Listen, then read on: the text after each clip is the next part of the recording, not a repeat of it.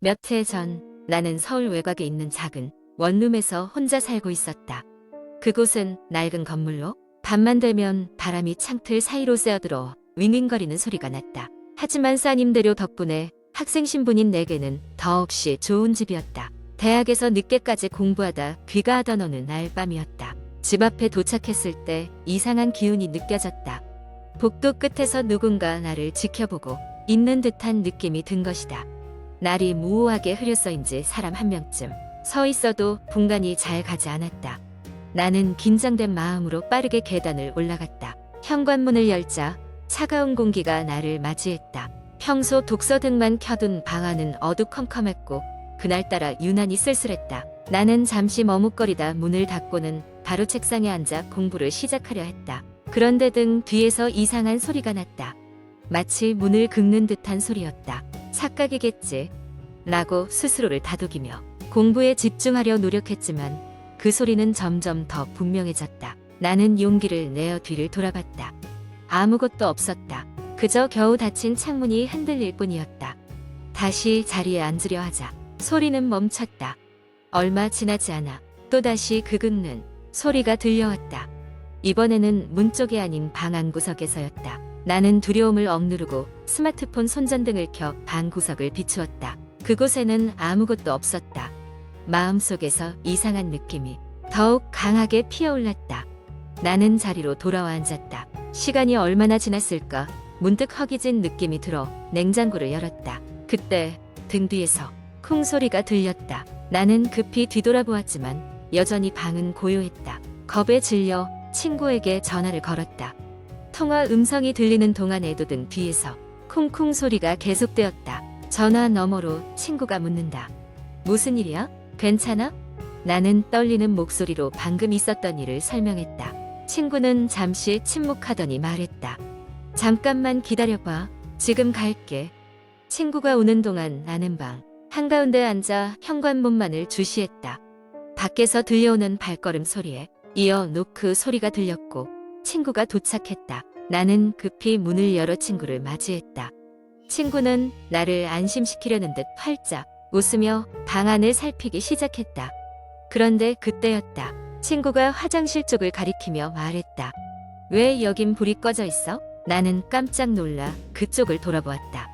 화장실 문은 살짝 열려 있었고 불이 꺼져 있었다. 분명히 들어오자마자 켜놓았던 불이었다. 섬뜩한 기분이 들었지만 친구가 용기를 주었다. 괜찮아. 내가 같이 있잖아. 우리는 함께 화장실로 향했다. 문을 열고 보니 거울에는 도와줘 라는 글자가 김에 서려 있었다. 큰 충격을 받은 나는 뒤로 물러서며 머릿속이 하얘졌다. 친구도 얼굴이 하얗게 변했다. 그 순간 방 안에서 더욱 강한 바람, 소리와 함께 창문이 크게 흔들렸다. 우리는 그제서야 이 상황에서 벗어나야겠다고 판단하고 방을 나서기 시작했다. 문을 닫고 계단을 내려가는 동안에도 이상한 기운이 우리를 쫓는 듯 느껴졌고 두려움에 사로잡힌 우리는 밤거리를 달렸다. 그 일을 계기로 나는 그 집을 떠나게 되었다. 이후 내 친구들도 그 방에 들어가기를 꺼렸다. 몇 달이 지난 뒤 그 건물은 리모델이 들어갔건 나는 그 일을 계기로 다시는 그곳에 가지 않았다. 하지만 그날의 기억은 아직도 내 기억 깊숙이 남아있다. 그리고 가끔씩 생각한다. 그날 그 방은 도대체 왜 그런 기운을 품고 있었던 걸까? 무엇이 그곳에 있었기에 우리를 그토록 두렵게 했던 걸까? 오늘도 나는 그 질문에 대한 답을 찾지 못한 채 이 이야기를 공유한다. 부디 당신은 그런 경험을 하지 않길 바란다. 두 번째 이야기. 한국 인터넷에는 다양한 공포 이야기가 많이 공유되곤 합니다. 이 중에서 특히 인기가 많은 이야기를 하나 풀어보도록 하겠습니다. 이 이야기는 산속의 묘지라는 제목으로 한여름밤에 벌어진 신비로운 사건에 관한 것입니다. 미라는 대학생이 되고 난 후 처음 맞이하는 여름방학을 고향에서 보내고 있었습니다. 어린 시절의 친구들과 오랜만에 만나게 되어 그녀는 설렘과 기대에 부풀어 있었습니다. 계획 끝에 친구들과 함께 작은 산속에 있는 별장에 놀러 가기로 했습니다. 그곳은 이미 오래전부터 유명한 별장지였지만 미라와 친구들은 그 장소에 무언가 묘하게 끌리는 기분이 들었습니다. 도착한 날 밤 별장에 너무나 맑고 시원한 공기에 취해 친구들과 미라는 오랜만에 불태울 파티 준비를 시작했습니다. 불꽃놀이도 하고 음악도 틀고 오랜만에 자유를 만끽했습니다. 잔치가 한창일 무렵 한 친구가 대뜸이 근처에 오래된 묘지가 있다던데 무섭지 않니? 라며 이상한 소리로 분위기를 몰아갔습니다. 미라는 어릴 적부터 겁이 없는 성격이라 그다지 개의치 않았지만 일부 친구들은 그 이야기에 흥미를 느껴 묘지를 찾아가 보자는 제안을 했습니다. 결국 반쯤 장난으로 시작된 이야기가 부풀려져 그들은 가보기로 했습니다. 한밤중에 손전등 하나씩을 들고 산길을 따라 올라가기 시작했습니다. 길은 예상보다 험난했고 어두운 분위기에 점점 초조해졌습니다. 그러던 중 마침내 오래된 묘지에 도달하게 되었습니다. 묘지에는 바닥에 낡은 비석들이 무질서하게 늘어서 있었고 그곳의 정적은 귀마저 멍하게 할 정도였습니다. 묘지를 둘러보던 중 미라는 갑작스러운 불안에 사로잡혔습니다. 이상하게도 어디선가 느껴지는 시선이 그녀를 불편하게 만들었습니다. 그녀는 친구들에게 이런 기분이 들지 않냐고 말하려 했지만 모두들 농담을 주고받느라 정신이 없었습니다. 그러나 그 순간 바람이 살랑거리며 묘지를 스치고 지나갔습니다. 그리고 그 바람 끝자락에 뭐라 설명하기 어려운 기분 나쁜 소리가 들렸습니다. 도와줘. 한숨처럼 힘없이 들리는 낮은 목소리였습니다. 미라는 순간적으로 온몸에 소름이 돋았고 날카로운 추위를 느꼈습니다. 친구들 역시 그 소리를 들었는지 순간적으로 조용해졌습니다. 장난기가 사라진 얼굴들 사이로 두려움이 스며들기 시작했습니다. 그들은 묘한 직감에 사로잡혀 급히 그곳을 빠져나가려 했습니다. 하지만 문제는 그들이 어떤 길로 들어왔는지를 모르고 있었다는 것이었습니다. 숲속 경로에서 발길을 잘못 잡았고 어느새 그들은 처음 와보는 듯한 낯선 곳에 서 있었습니다. 그곳에서 그들은 산속의 울음소리 그리고 잔잔한 흐느낌을 들을 수 있었습니다. 이러한 경험은 그들에게 더 큰 두려움을 안겨주었습니다. 미라는 문득 손전등 불빛 속에서 희미하게 무언가가 움직이는 것을 보았습니다. 그것은 사람의 형상이었습니다. 누군가가 그들을 쫓고 있는 듯한 느낌을 받았습니다. 점차 두려움이 극에 달하자 그들은 들뜬 마음으로 왔던 길을 되짚어 도망치기 시작했습니다. 가혹한 야생의 목소리가 뒤에서 응원이라도 하듯 다가오고 있었습니다. 간신히 별장에 도착했을 때 그들은 이성을 잃고 깜빡 모든 불을 켰습니다. 그리고 그제서야 그들이 건장하고다 괜찮다는 사실을 확인했습니다. 그러나 그 제정신도 잠시뿐 그들 중 하나가 반쯤 장난삼아 촬영했던 사진 속에서 기괴한 형상이 보였습니다.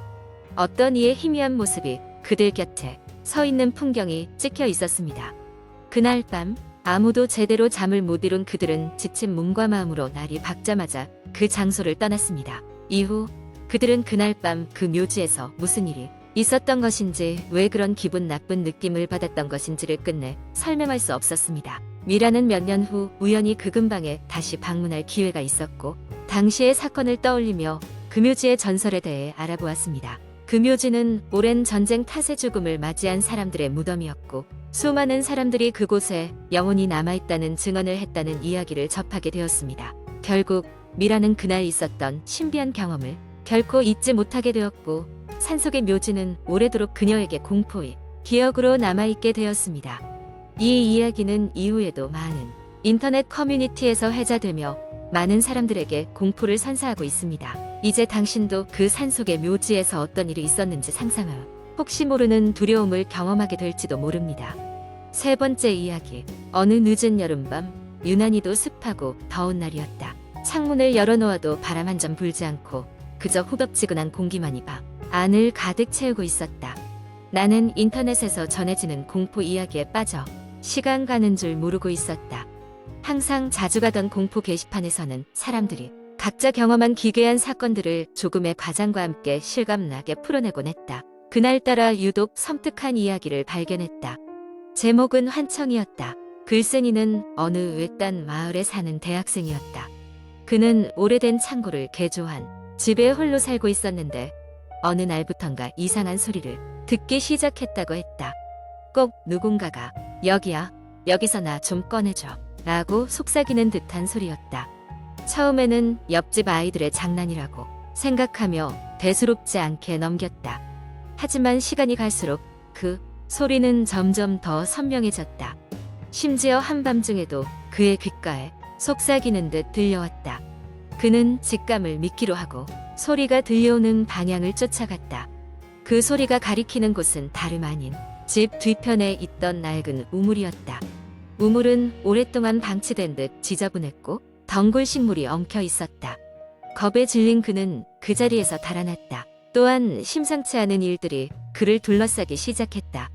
창문을 아무리 닫아도 계속해서 돌아가는 바람개비 소리나 문틈 사이로 누군가 서성이는 것 같은 기척, 그리고 밤마다 그의 집 주변에서 들려오는 정체 모를 발소리. 그는 점점 미쳐가는 것 같았다. 주변 사람들에게 도움을 요청했지만 아무도 그의 이상한 이야기를 믿어주지 않았다. 홀로 고립된 기분에 그는 점점 지쳐갔다. 그러던 어느 날 그는 용기를 내어 그 우물을 조사해 봐야겠다고 결심하였다. 손전등을 들고 우물로 향했다. 겁에 질려 있었지만 이 소리의 정체를 밝혀야만 더 이상 이런 악몽 같은 상황에서 벗어날 수 있을 것 같았다. 우물에 다다르자 그는 손전등을 우물 안으로 비춰보았다. 일반적인 우물이라면 물이 찰랑거리는 모습이 먼저 보여야 했지만 이 우물 안은 비어 있었다. 바닥에서는 스산한 기운만이 감돌고 있었다. 그리고 그는 거기서 오래된 나무 상자를 발견했다. 상자에 가까이 가자 그 안에서 들려오는 울먹이는 소리가 점점 더 강해졌다. 망설였지만 상자를 열어보기로 했다. 그 순간 시린 손바람이 몰아치며 그의 손끝이 차갑게 식었다. 상자 속에는 낡은 인형 한 개가 들어있었고 그 인형은 새하얀 얼굴을 하고 곧바로 그를 응시하고 있었다. 그때 인형의 입술이 마치 살아 움직이는 것처럼 느릿하게 벌어지며 말하는 것 같았다. 드디어 나를 찾았구나. 소름이 끼쳤다. 그는 속삭임이 이 인형에게서 나오고 있었음을 느꼈다. 그 순간 주변이 순식간에 어두워지면서 바람은 더욱더 세차게 몰아쳤고 갑작스러운 공포에 압도당한 그는 상자를 닫고 황급히 도망쳤다. 그 이후로 그는 그 우물 근처에는 다시 가지 않았다. 그러나 여전히 그 소리는 가끔씩 귓가에 맴돌았다. 시간이 지나 그는 그 집을 떠나게 되었고 그곳에서의 일들은 오래되지 않아 잊혀졌다. 하지만 그 우물과 그 인형 그리고 그 속삭임은 여전히 그를 괴롭히며 꿈속에 나타나곤 했다. 연륜이 쌓여갈수록 그는 그 모든 게 단순한 환청이었기를 바라곤 했다. 그러나 마음속 깊은 곳에서는 그것이 단순히 상상 속의 소리가 아니라는 것을 알고 있었다. 그 사건은 평생 그의 뇌 어딘가에 깊이 새겨져 있었다.